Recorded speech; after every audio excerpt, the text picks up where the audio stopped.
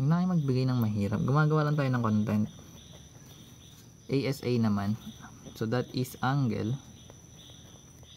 side, tsaka angle. So basically, may included side kasi sa gitna yun eh. So ayan. So gagamit pa rin tayo ng lagyan lang natin given. So meron daw given yung angle A, that is 75 degrees. Then yung included angle natin ay included side, that is 15. And as for B or angle B, that is 45. So pwedeng i-drawing. Let's say gawa ang triangle. Nari ganyan.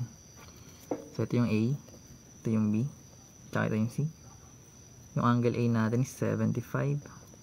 Then yung B natin is 45. Then meron tayong included angle, that is yung C. Ito yung katapat niya. Ito yung 15 natin.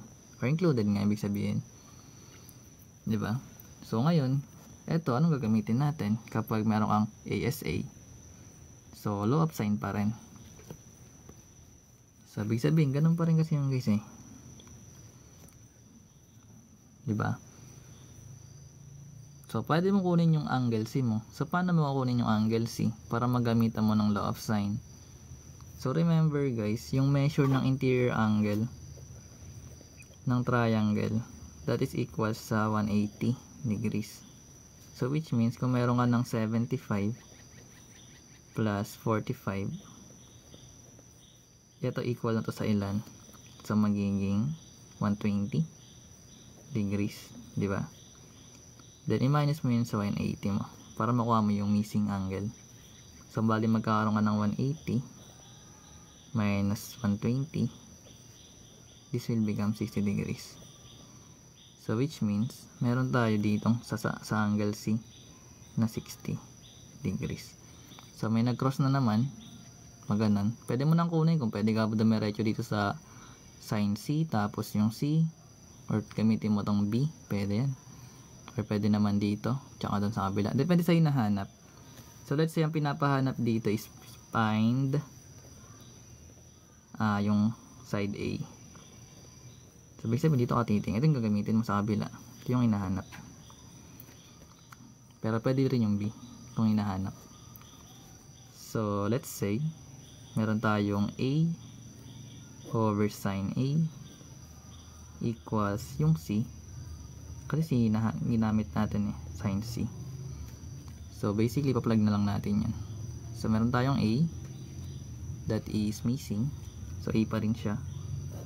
Then meron tayong sin A that is 75, sin 75 equals yung C natin given, which is 15, over yung angle C natin or yung sin C, which is 60.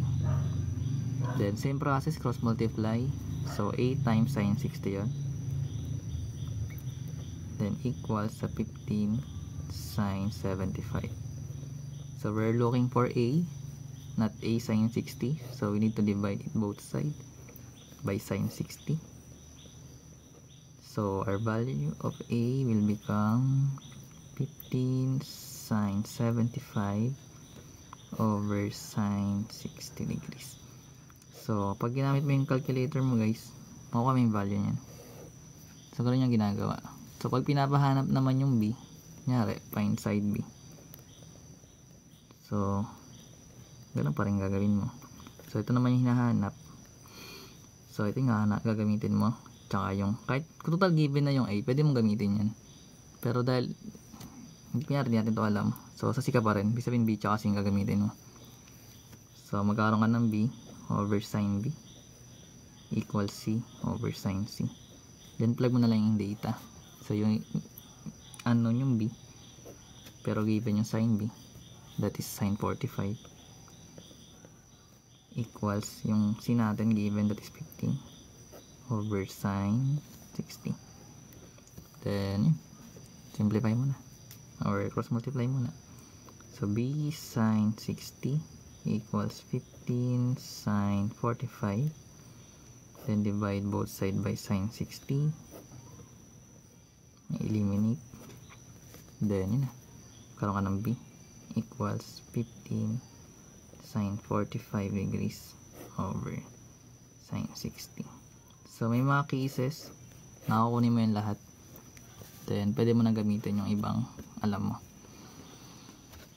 Ayun. So, sabihin magagamit mo sa AAS, sa ASA, kapag may missing na angle, guys, hanapin mo yung gamit yung measure of interior angle, which is 180. Gets?